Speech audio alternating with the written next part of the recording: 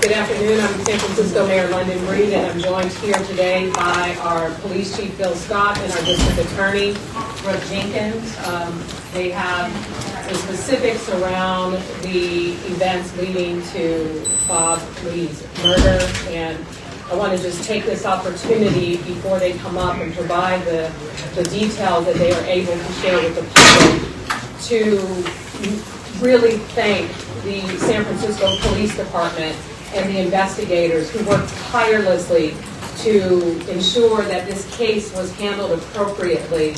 And in fact, to be clear, that every single case involving any homicide or any violence is always brought, the same attention is brought to ensure that justice is served. And working hand in hand with our district attorney has been the incredible work that they've done together to ensure that this case was handled appropriately. And meanwhile, we know that this has been a high-profile case, and there have been a lot of speculation and a lot of things said about our city and crime in the city.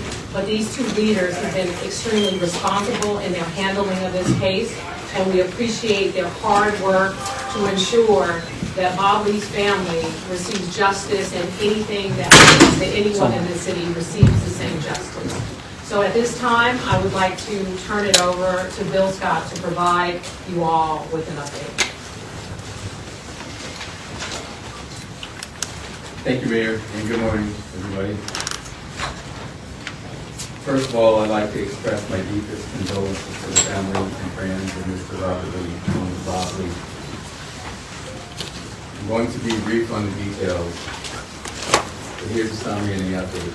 On April 4th, 2023, at approximately 2:30 a.m., San Francisco police officers from Southern Station responded to 300 blocks on Main Street for a report of a stabbing. Officers arrived on scene and located the victim, later identified as 43-year-old Robert Lee, suffering from an apparent stab wound. Officers rendered aid and summoned medics to the scene. Mr. Lee was transported to Zuckerberg San Francisco General Hospital with life-threatening injuries. Despite efforts by first responders and medical personnel, Mr. Lee died from his injuries. The San Francisco Police Department Homicide Detail responded and took over the investigation. Our homicide investigators developed information that identified the suspect as 38-year-old Nima Momeni of Emeryville, California. We can confirm that Mr. Lee and Mr. Momeni knew each other. However, we will not be able to provide further details at this time regarding the evidence that confirms that information. This morning, members of the San Francisco Police Department's Investigations Bureau and Tactical Unit served several search warrants and an arrest warrant in San Francisco and Emeryville, California. Mr. Momeni was taken into custody without incident in Emeryville, California. He was transported to the San Francisco County Jail and booked on one charge of murder, California Penal Code Section 187A. I'd like to remind everybody that this is still an open and ongoing investigation, and we will not be able to provide further details at this point. Before I turn this over to our district attorney, I want to assure everyone that our investigators have been working tirelessly to make this arrest and bring this case to justice for the Lee family and its loved ones, just as we would for every homicide that occurs in the city. I'd like to thank our homicide investigators, led by Detective Brett Dittman and Detective Thomas McLeod, also Lieutenant Kelvin Sanders, and our entire homicide team who have worked not only on this case, but all of our open cases. You know, I said from the start that I have every confidence in the men and women and the members that work homicide. They have an 85% clearance rate year to date, and that is expected to go to 92% because we just saw the 1994 case yesterday as well. We never give up finding justice for victims in the city. And I want to make sure that everybody knows how hard the men and women and members of this department work to keep the city safe. With that said, just a reminder to We won't be able to provide any details in this case today, but this is an ongoing investigation. We still have work to do, and our job is to provide the best evidence possible to this district attorney and her team, so we can bring this case and any other homicide or crime in the city to justice. So with that, I'd like to turn it over to the Chief, district can, attorney. one second, can you confirm if this is the suspect? We'll take questions after. Okay. So as you're aware, I'm Brooke Jenkins, the district attorney here in San Francisco, and I want to thank you first of all for being here. I also want to start off by first acknowledging the pain and anguish that Mr. Lee's family and friends are currently experiencing. There is nothing worse than a parent having to bury their child, or a young child having to bury their parent. My prayers go out to them during this very difficult time. I too want to commend the San Francisco Police Department for their work in identifying who committed this heinous crime. They worked around the clock to solve this case. While in some cases we do immediately have a suspect, that was not the situation here. As a result of their hard work, Mr. Lee's killer has been identified, arrested, and now will be brought to justice. As a former prosecutor in our homicide unit, I've personally worked on cases with the detectives that solved this case.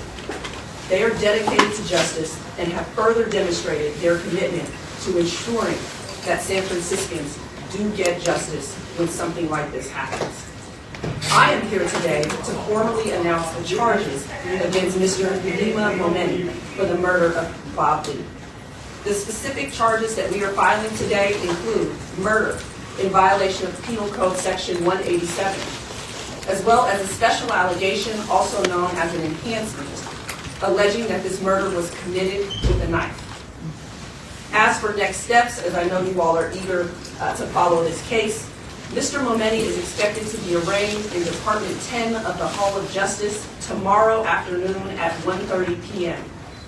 My office will be filing a motion to detain Mr. Momeni without bail to ensure that he remains in custody during the pendency of this case due to the obvious and severe public safety risks that we believe he poses to the public. I want to end by saying thank you to Mr. Lee's family and the people of San Francisco for being patient with law enforcement during the course of this investigation. I know that everyone has wanted answers since this tragedy happened. While nothing can heal the pain of Mr. Lee's loss, thank you for putting your trust in the San Francisco Police Department and now in my office to ensure that we seek justice in this case. I acknowledge and understand how the loss of a young, vibrant leader and innovator has rocked our city and even beyond. Since taking office last July, I've worked tirelessly to ensure that San Franciscans not only feel safer, but actually are safer. Even one murder is too many. Regardless of the facts, violent acts like this are jarring to us all. As you already heard, Mr. Lee was murdered by somebody that he knew. While we're not going to release any additional facts at this time, I must point out that reckless and irresponsible statements like those contained in Mr. Lusk's tweet that assumed incorrect circumstances about Mr. Lee's death serve to mislead the world in their perceptions of San Francisco and also negatively impact the pursuit of justice for victims of crime as it spreads misinformation at a time when the police are trying to solve a very difficult case. We all should and must do better about not contributing to the spread of such misinformation without having actual facts to underlie the statements that we make. Victims deserve that, and the residents of San Francisco deserve that. While public safety continues to be a top concern and priority for every resident and business owner in San Francisco, I will continue to work with Mayor London Breed and our police chief, Bill Scott, and other city leaders to ensure that public safety in our city continues to improve. I've dedicated the last 8 years of my career to holding some of our city's most violent offenders accountable.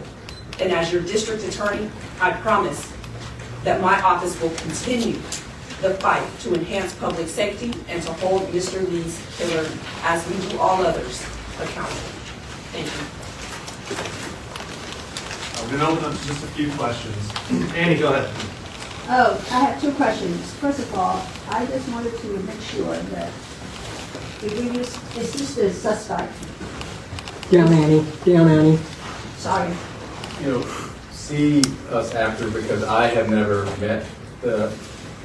Momini, so I can't confirm that in this press conference. My question is, how do you link the suspect to the case? What lead do you have? Was there any security footage that you saw this guy and then you hone in on him? How did you find him?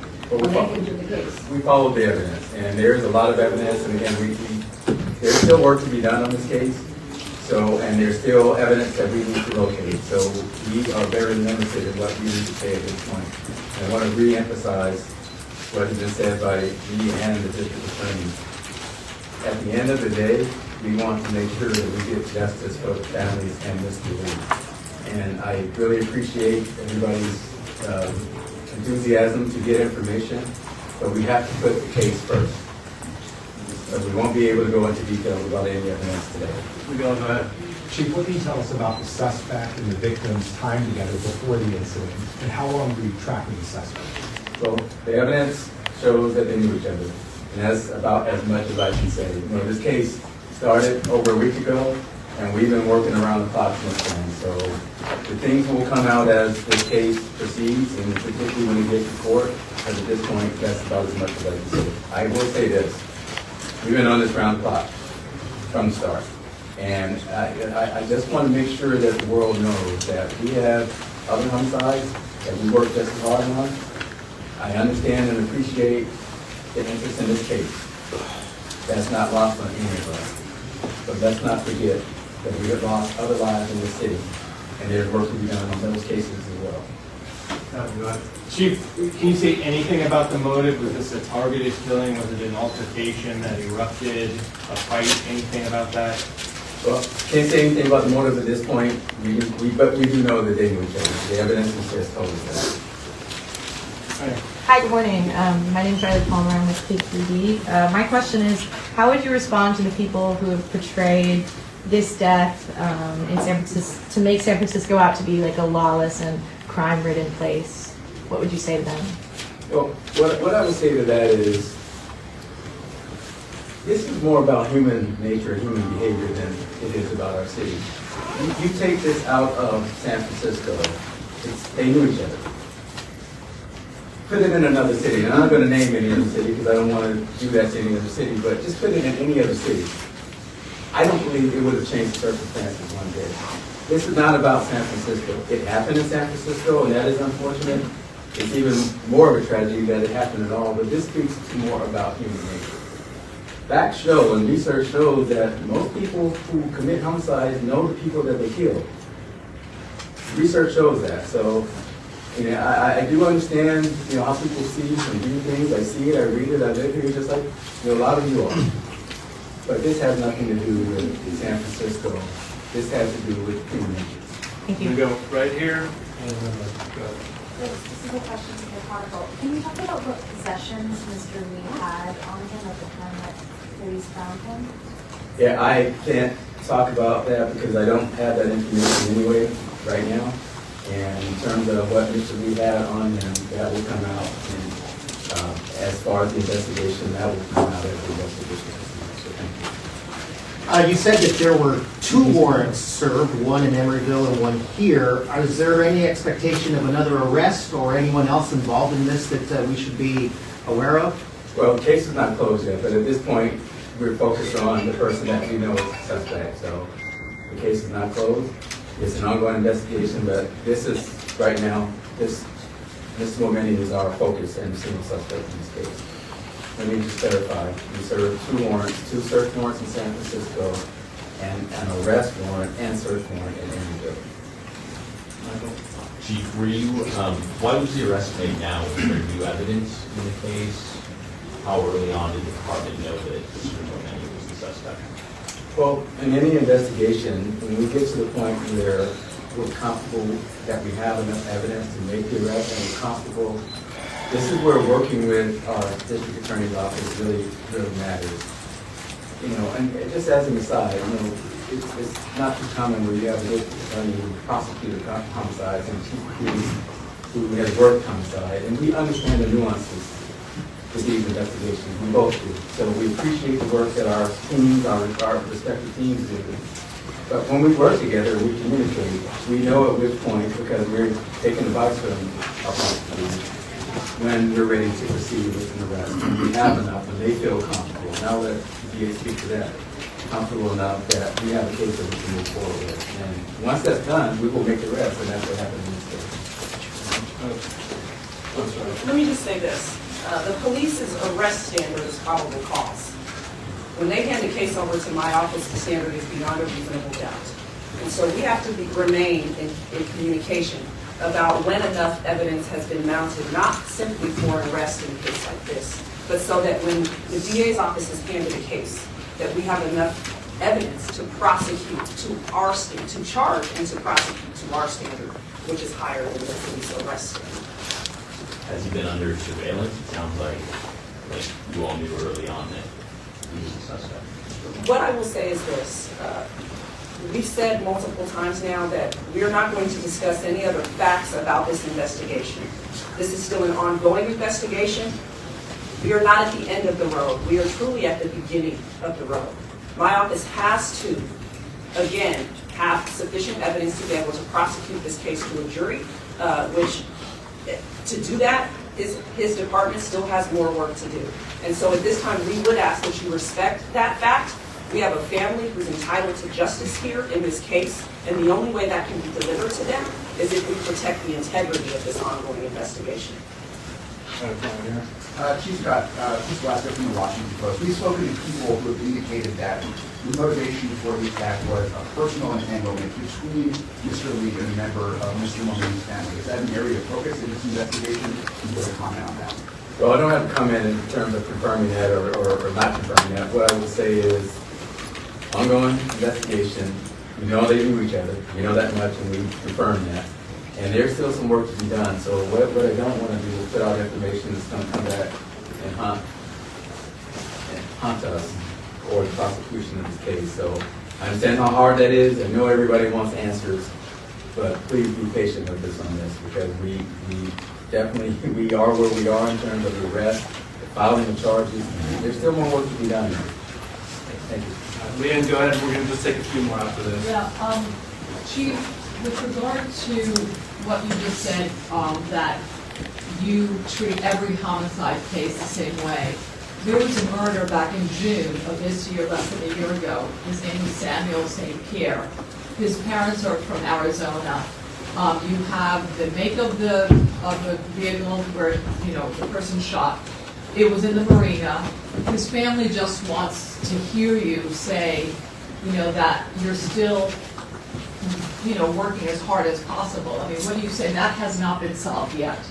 Yeah, we are. And we are working as hard as we can on those cases. And sometimes evidence comes together, and sometimes we have evidence that we have to continue to develop. We have to continue to corroborate.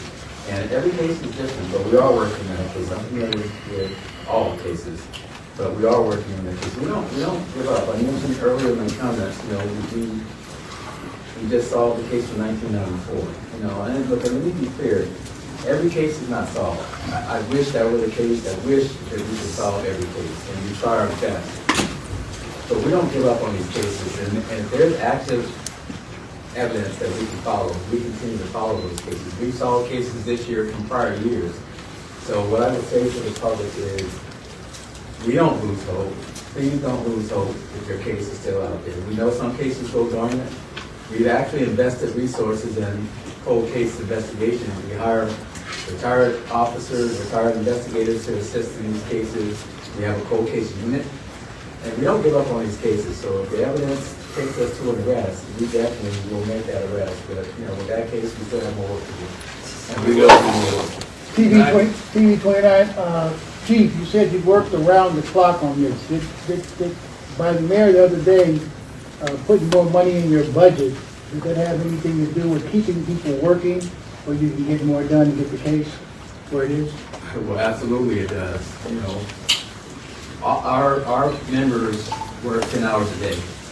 And when you have a homicide investigator that basically is spending the night in his office, that's done on overtime. And as you all probably might imagine, the onset in the first week or so of case, first couple of days, you're hot on leave.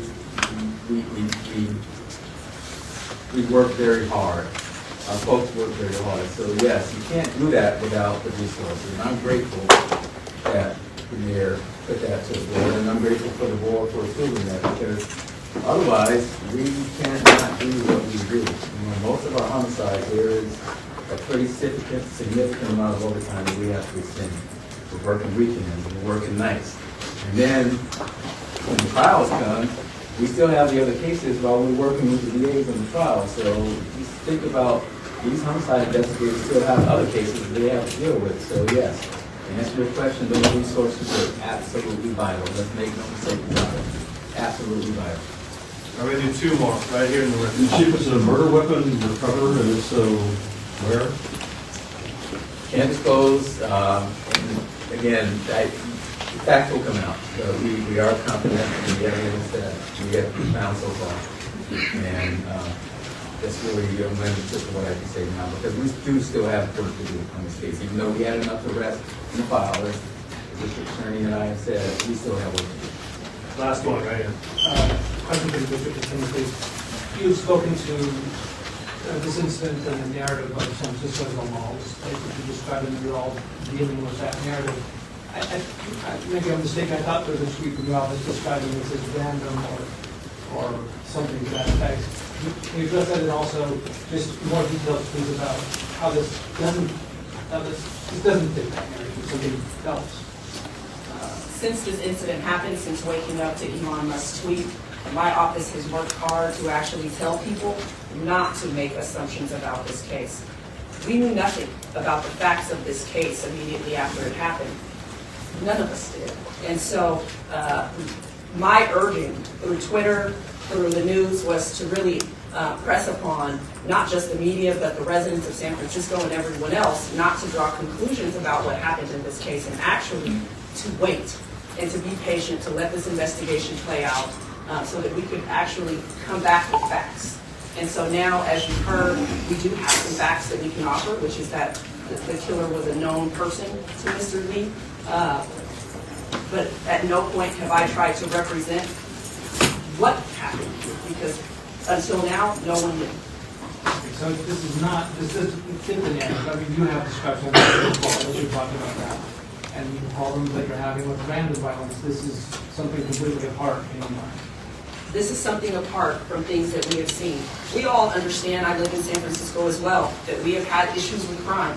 That is why San Francisco made a choice to want new leadership in my office, and I've been working alongside the chief and the mayor to make sure that public safety is a top priority in the city, that we move the ball forward so that San Franciscans, like I said, don't just feel safe, but in actuality are safe. And so we are on a positive trajectory in this city. We are seeing crime rates drop across most categories. We still have a long way to go, but we are all aligned in where this city needs to go. And I think that's what's most important here. Okay, no more questions. The mayor is going to address the audience. Thank you again to our district attorney, Brooke Jenkins, and our police chief, Bill Scott. And I just want to take this into perspective. Just 2 days ago, our district attorney announced a murder conviction. And today, not only the solving of this case, an arrest made in this case, but also a 1994 case. What the people of San Francisco have asked for time and time again, as it relates to crime in our city, has been accountability. And that's what you see with the two leaders joining us here today, is accountability to make it clear that people who commit crimes in our city of any capacity will be brought to justice. That is our goal, to make San Francisco a better, more safer city for each and every one of us. Thank you so much. Our office will be putting out